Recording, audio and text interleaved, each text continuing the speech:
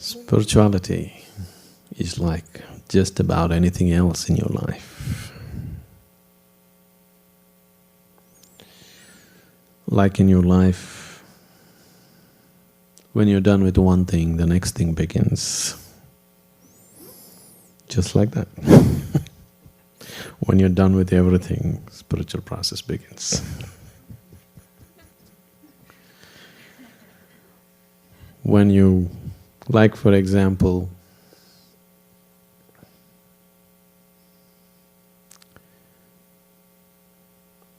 to come to the basics of life, spirituality is very much like sexuality, in the sense, you are 14 and suddenly you know.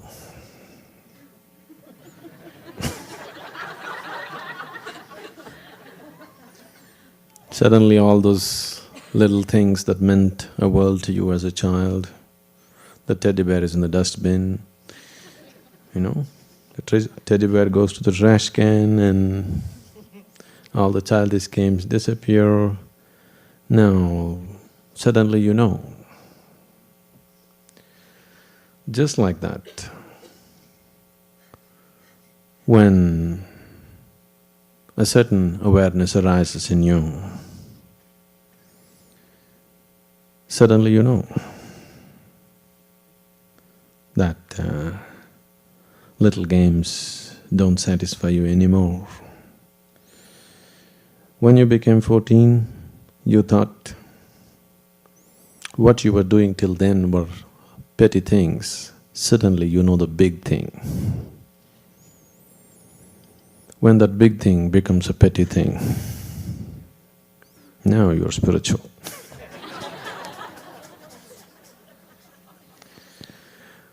The so-called big things of life become petty things in your life. Now spirituality arises.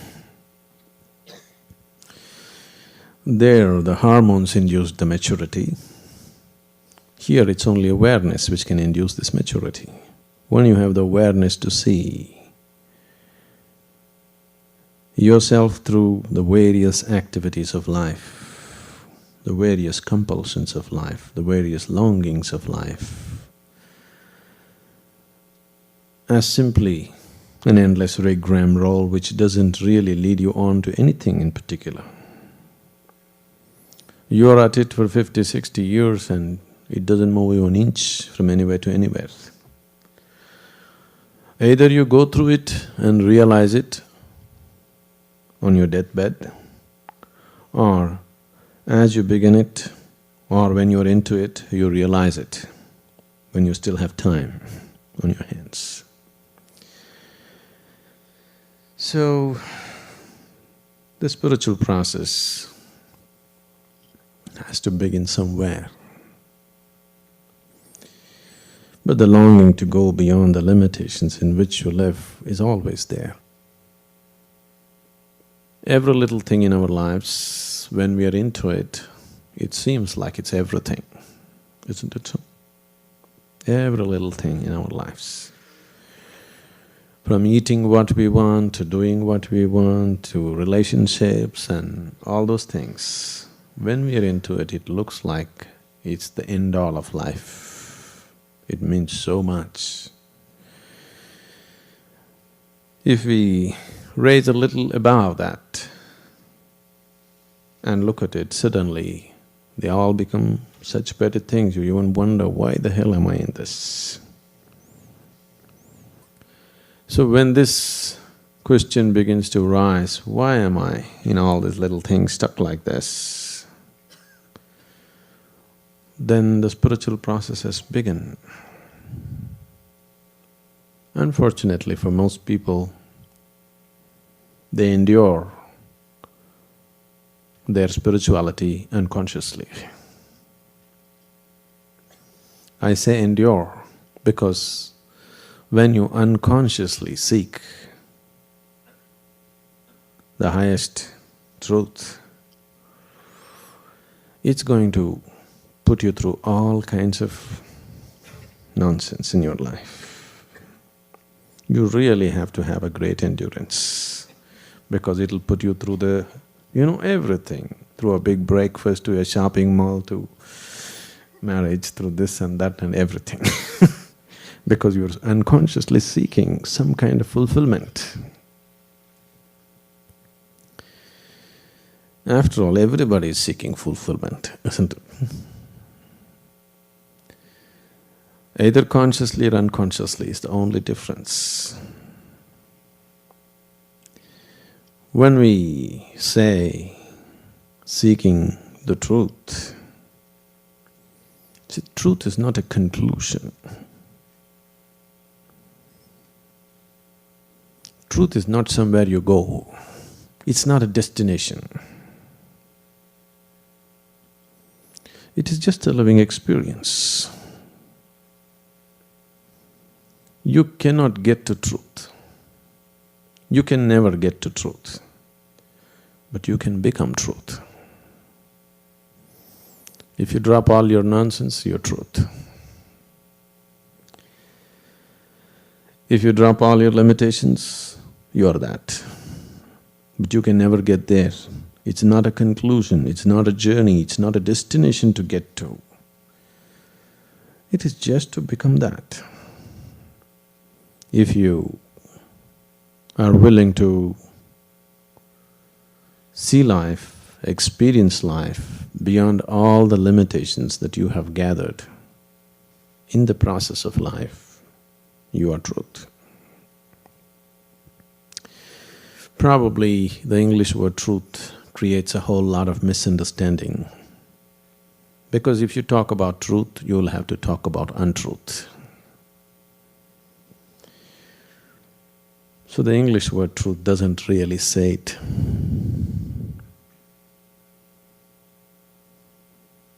An appropriate word would be,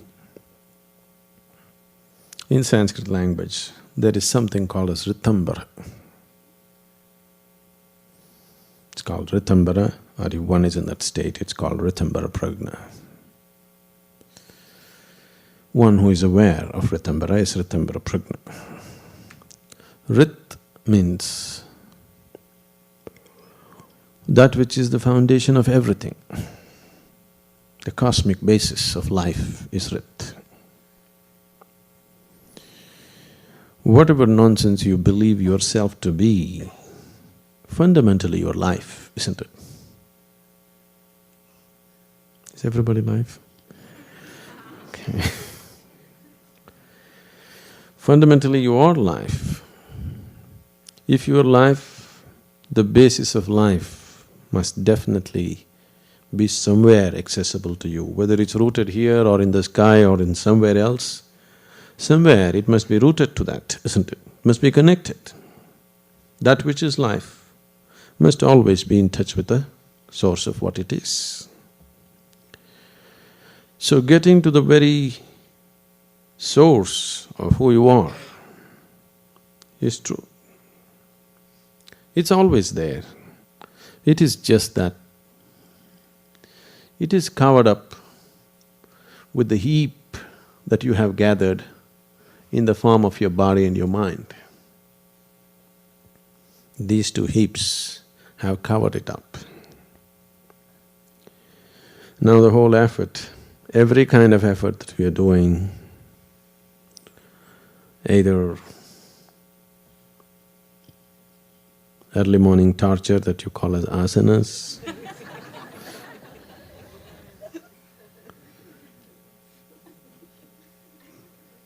for those who have never bent their body, those who spent their life on the couch, asanas definitely look like torture, isn't it? Or the death game of trying to hold your breath.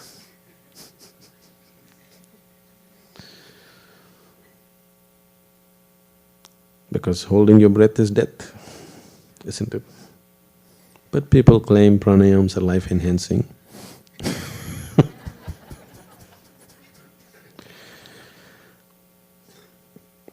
Someone came and told me, this was way back when Isha Foundation was not what it was, what it is today. when it was just a small beginning. So, in India, this is unfortunately where there's a whole age-old tradition of spirituality. When we do samyama, groups of people try to come and stop us. So big arguments, they say, we'll call the police, we'll do this. Why are you doing this? Why are you asking people not to speak?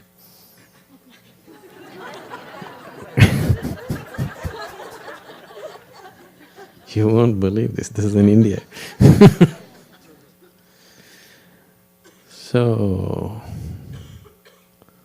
one hotshot young man,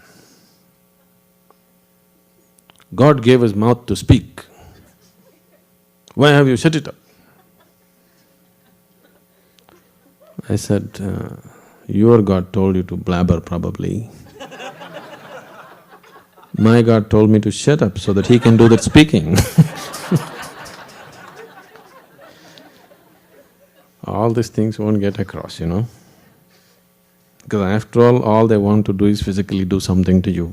It starts verbally. Their intentions are very physical. It just starts verbally.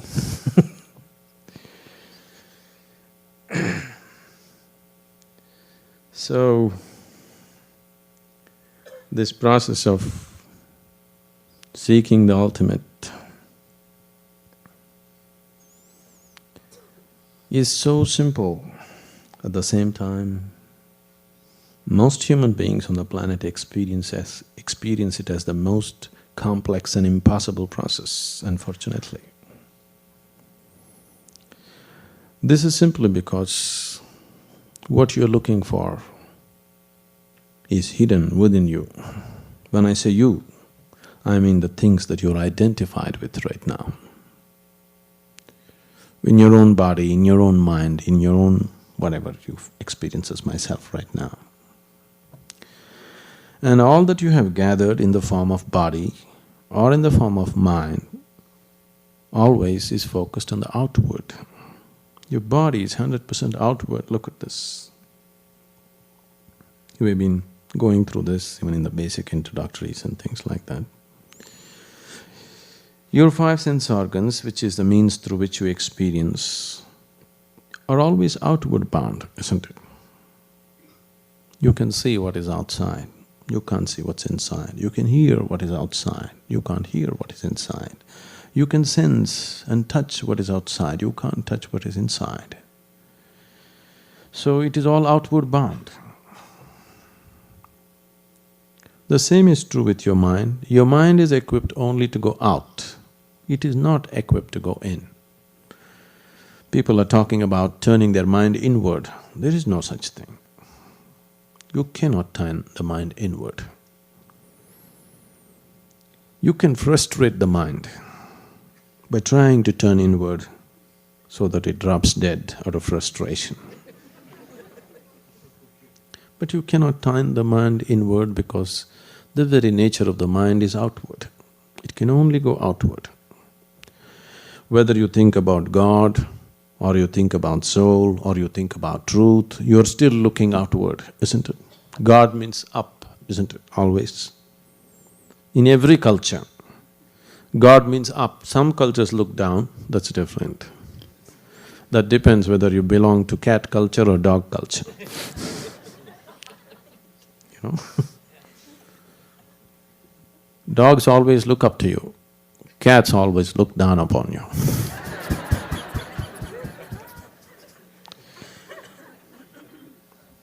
You feed a dog, it looks up to you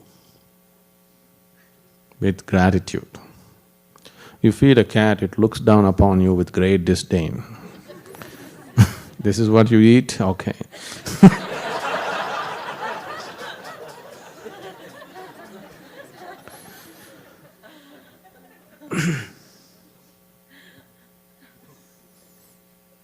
So, people are either looking up or looking down or looking away because they have no means to look inward. Right now, all the faculties Every aspect of what you know as myself is all outward bound. So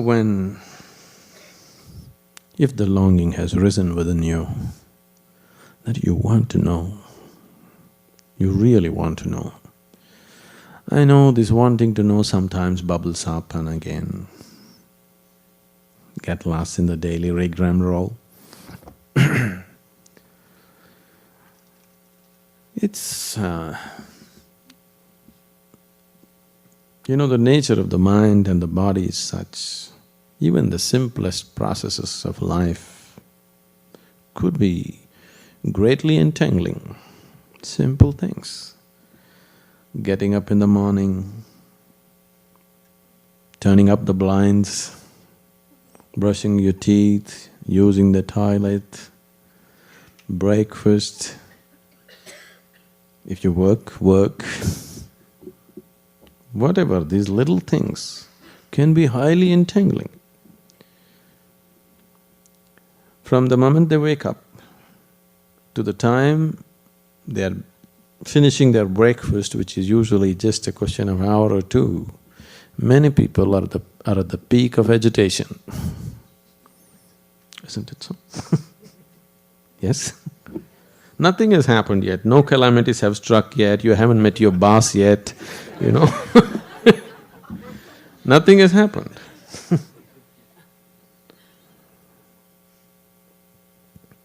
You just saw your wife and your husband or maybe your children, you know all their tricks, isn't it? You've been with them for a few years, you know all their tricks, nothing to surprise you. Isn't it so? Within a few months or in a year's time, you should know all their tricks that they can play.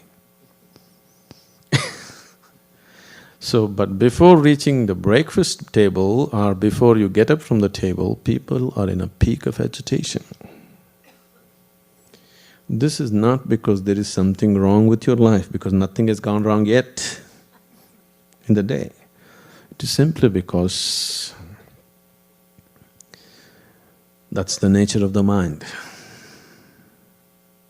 If you allow it to rule you, that's how you go, there is no other way. It doesn't matter whether the life situations are going well or not going well. So, if this is the nature of your mind and this is the way life is going on, definitely it's time.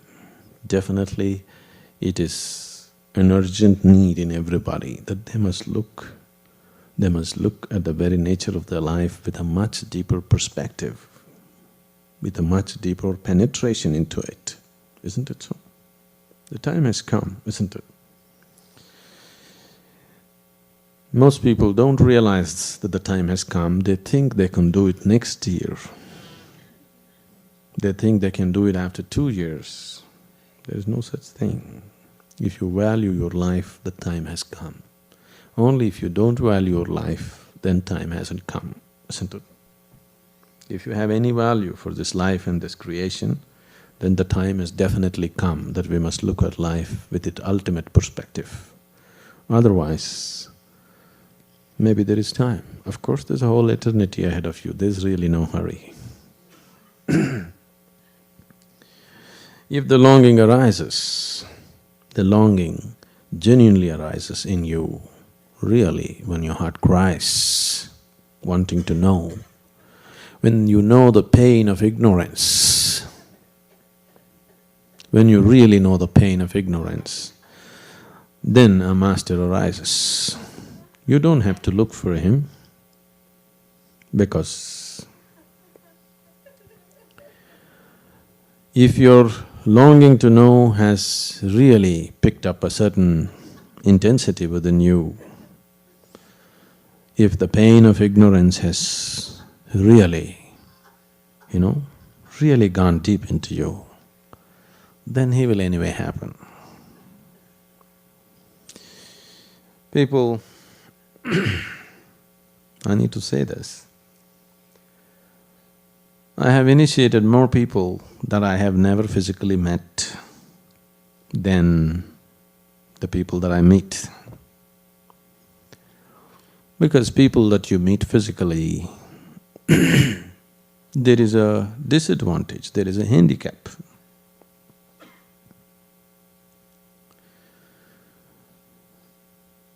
When you… handicap is, the other person is also a person like you. He has a body like you, he eats like you, he speaks like you. This is a disadvantage because you can't help judging him, you can't help being protective about yourself, you can't help all those things, the usual things that when you meet a person or people around you. So you are starting with a handicap. This has always happened. Unfortunately, this has always happened. Most of the time, it's only after many spiritual masters, after they have left, the methods and the processes and the teachings picked up momentum. When they were there, very rarely it picked up momentum. Most of the time, only after they left. Because suddenly you don't have to battle with his personality anymore. Dead people are always convenient.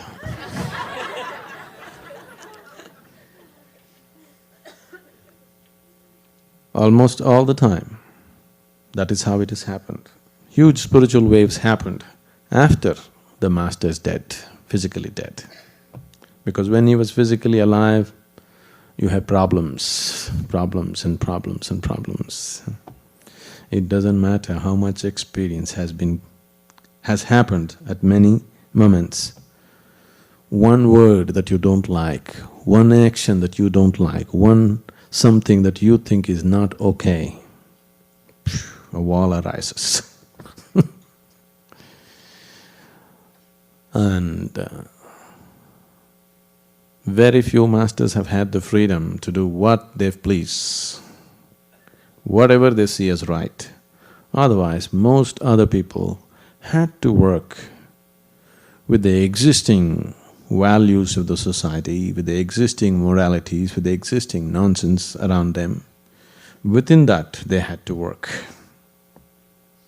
Within that, there is very little you can do.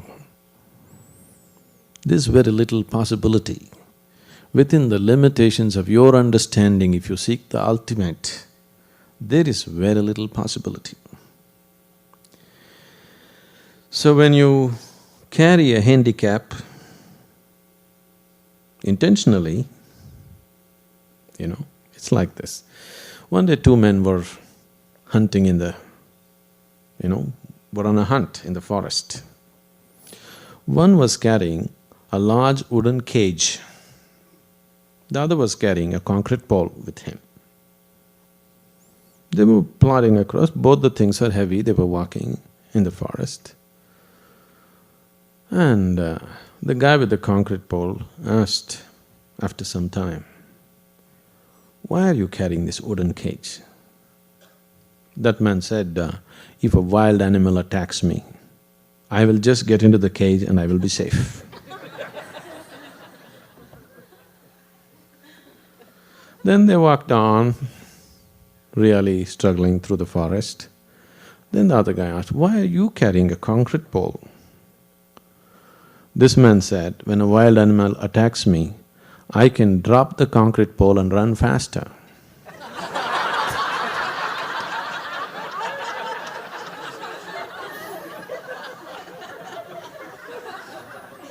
So,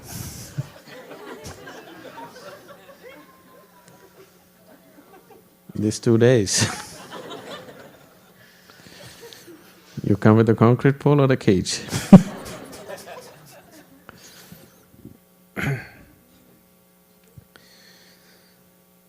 People drag their feet for many reasons.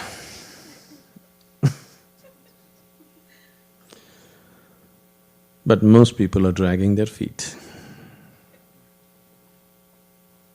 It happened once on the Times Square. These things can happen only there.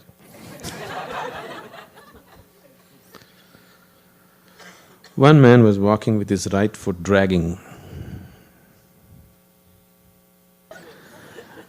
Another man came in the opposite direction. He was also dragging his right foot. The first man looked him up, okay, one more guy dragging his right foot. Then as they came, he looked at him, pointed at his right leg and said, 1968, Vietnam.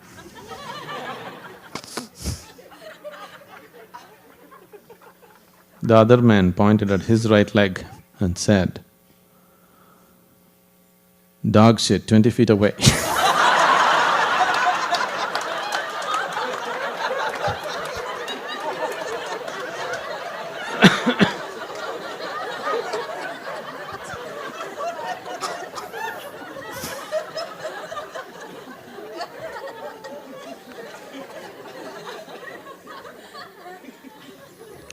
So, why you're dragging your feet may vary,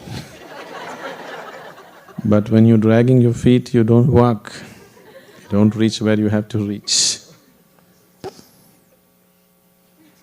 Like just now somebody was telling me, someone wants to jump into the spiritual path 100% by taking a certain step. Oh, but this person is only 18, is it not too early? Can't this person do it after 2 years?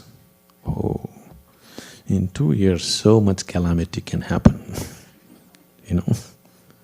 You know when you're 18 to 20, how many calamities happened? In 2 years' time you can get so lost that there may be no recovery. Yes, 2 years, 2 days people can get lost. 2 hours people can get lost, isn't it? When the longing has come, if you think 2 more years or 2 more days or 2 more hours, it's gone. It's simply gone. Whatever you choose, when you're aware, alert, not entangled, when your intelligence is functioning with some sense of clarity, that's what you should go after in your life. When you're embroiled in something, when you're involved and entangled in something, your mind, your body and everything around you says something else. That's not the point. And the nature of your mind is every day it says different things, isn't it so? Because what you call as your mind has nothing to do with you. It is an accumulation that you gathered from outside. Because you gathered it in so many bits and pieces, it speaks in bits and pieces. Please see, in most minds, I would say 99.9% of the minds in the world can only speak sense in bits. Continuous dialogue is always absolute nonsense that they're talking, isn't it so? Yes? What goes on continuously in your mind is something that's happening because you're deeply entangled with something. Only in bits and pieces there are moments of sense. Because what you have gathered is from outside, and the process of gathering was always in bits and pieces. To integrate it into one whole, how much ever you try, there is no such thing. If you allow it to part, if you learn how to keep it aside, then there is a continuous stream of sense flowing from beneath the mind, from beyond the mind. But from the mind, continuous sense can never come. It can only come in bits and pieces, in flashes. These flashes can be inspiration, but can never be guidance. One flash here and there can just be an inspiration, but never a guidance. You can never depend on a light which is just on and off here and there and try to walk somewhere, isn't it? If it's on, then you could walk. On and off light can be just an inspiration to tell you, okay, there is something called light. But that light is no good, won't make a good torchlight for you, which just goes on and off at its own will, isn't it? It just tells you there is something called light, it's worth pursuing it. That's all. It cannot be a guidance, it can only be an inspiration. Sadhguruji, what's the difference between mental awareness and awareness and mental sharpness? Can you give us some examples?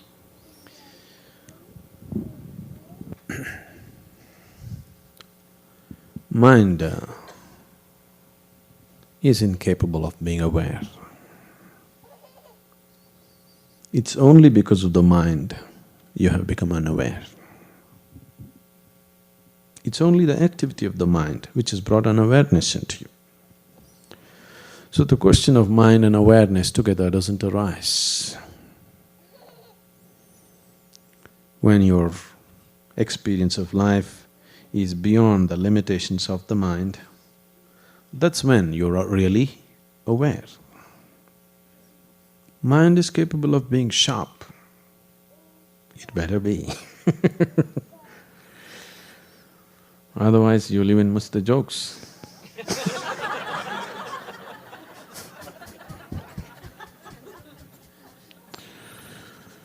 When you miss the joke, you become the joke, isn't it? Let that not happen to yourself. So mind should be sharpened. But the problem with you is, the moment you have a sharp mind, you become terribly identified with it. See, if you have a no good body, you would think of bodilessness. Now you have a good body, or at least the kind of body which draws people's attention, now you are not thinking of bodilessness, you're thinking only body, isn't it? See, that's what has happened to whole cultures of people. As people attach more and more importance to the body, everything about them becomes about the body. Right now, in a large way, not completely, but in a large way, it has happened to the Western societies. Body has become the most important aspect. Now, you just see the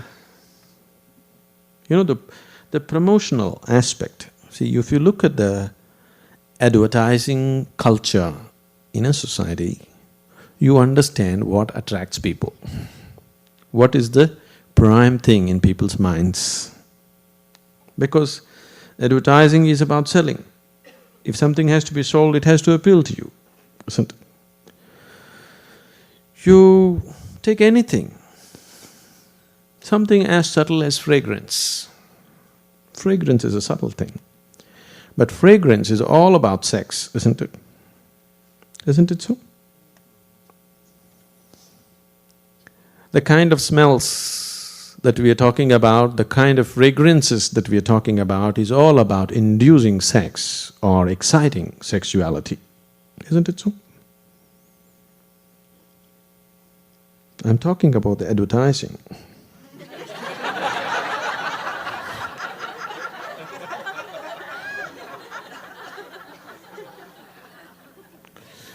I know, maybe you just came from the Black Forest yesterday.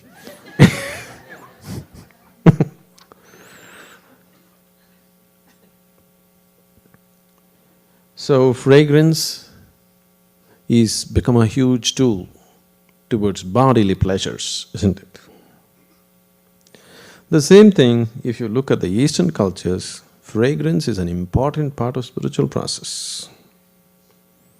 Any temple, any prayer house, any puja room, any little shrine, there is a certain kind of fragrance which is not at all about the body. Just the simple aspect of using smells. If you look at it culturally, where people are oriented, either towards the body or beyond the body, it's right there. This is so with everything. Take music. Today the modern music is on that stage they're doing everything a man and woman can do in vertical postures. With clothes on, of course. Isn't it so? It's no more about anything, it's all about physical body, isn't it? If you can sing well, you're no more a musician. You must be able to gyrate. Yes or no? So, this kind of trend, I'm not saying everything, but the major trend, I'm just using it as examples. It's not branding anybody anything. The same thing, the classical music was always about going beyond the physical limitations. When I was just mentioning some time ago, Ritambara means that which is the very source of cosmos. Rit means the foundation of the cosmos. So that which is the foundation of the cosmos includes both bad and good, or it has no distinction as to what is bad and good. It's just seeing creation as creation. It is not seeing anything as ugly or beautiful. It is not seeing anything as good or bad. It is not seeing anything as God or devil. It is seeing just everything the way it is. That's awareness. Mind can only function with discretion, otherwise mind is useless. Mind as a faculty is useful to you only because it can discriminate between what is good and what is bad, what is right and what is wrong, isn't it? Otherwise, what good is your mind? Your mind is no good. So mind is like a knife. If you have a knife, you better have a sharp knife. Somebody told you a sharp knife is dangerous, so you carry a blunt knife, then it's no good. Yes, a sharp knife is dangerous. If you walk into somebody, you may kill or you may do something to yourself, possible. But if you have a knife, you must have a sharp knife, real sharp knife, isn't it? Because when you want to use it as a knife, it must be sharp, otherwise it will not perform its functions the way it should. But sharp knife can only cut, cannot put things together, isn't it? Sharp knife can only divide, sharp knives cannot unite. So it is not a tool for yoga. Yoga means union. Yoga means to make everything into one. You can't make everything into one by cutting it into pieces. The more and more you use it, the more and more pieces you have in your life. This is what has happened to the intellectual people of the world. They are more confused and more lost than anybody. People with blunter knives are living lives little more peacefully and joyfully. Yes? People with sharp knives are totally lost in the world simply because they don't know where to use it and where not to use it. They use it on everything because they're so identified with the sharpness of their knife that they just about anything that they give, they use it. People are using it on their gurus also, isn't it? It doesn't work, but they use it. They want to dissect him also and see what's right, what's wrong about him. It's no use, but people do it. The more they use it, the more they'll feel lost. Because the more you use your knife, the smaller and smaller pieces the world will become. And suddenly, there is no place to stand on because everything has become such a minute particle. So awareness, if you move into your awareness, you explode into the oneness of the existence. If you move into the mind, you move into the discretion of splitting the world into pieces. So these two things are completely different.